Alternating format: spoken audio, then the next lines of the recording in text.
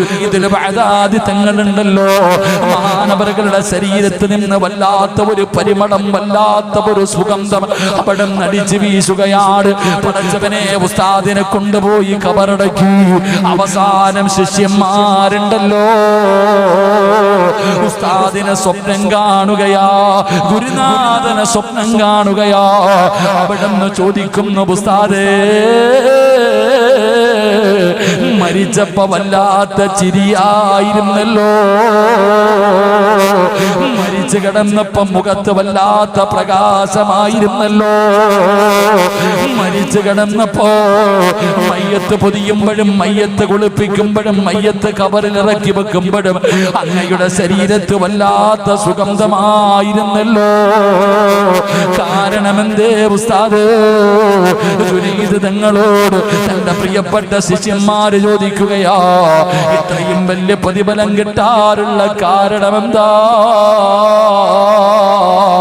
അവിടെന്ന് പറഞ്ഞ മറുപടി എന്തെന്നറിയുമോ?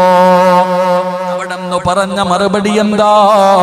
മോനെ, നമസ്കരിച്ചതിന് അല്ലാഹു തന്ന പ്രതിഫലവാ, അത് നമസ്കരിച്ചതിന് പടച്ച റബ്ബ് എനിക്ക് തന്ന പ്രതിഫലവാ എന്നവിടെന്ന് പറഞ്ഞു കൊടുത്തു എന്ന് ചരിത്രം പറയുമ്പോ വെറുതെ മൈക്കിന്റെ മുന്നിൽ കയറി നിന്നിട്ട് അല്ലാഹുവേ ഷഹീദിന്റെ കൂലി കിട്ടുന്ന മരണം തരണേ അല്ലാ, വെള്ളിയാഴ്ച രാവിലെ മരിപ്പിക്കണേ അല്ലാ, എല്ലാരും കരയുന്ന ദിവസം ചിരിപ്പിക്കണേ അല്ലാ പറഞ്ഞുകൊണ്ട് നടന്നാ മാത്രം പോരാ, അതിനു വേണ്ടി പരിശ്രമിക്കൂ, അതിനു വേണ്ടി പരിശ്രമിക്കൂ.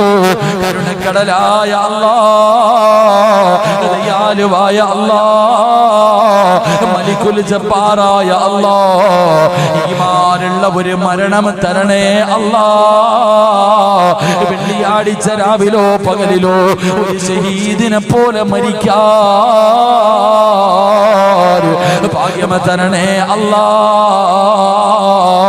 പടച്ചവനേ, ലാ ഇലാഹ ഇല്ലല്ലാഹ് മുഹമ്മദുർ റസൂലുള്ളാഹ് എന്നുറക്കെ പറഞ്ഞ് സ്വർഗ്ഗം കണ്ട് മരിക്കാൻ ഭാഗ്യം തരണേ അല്ലാ.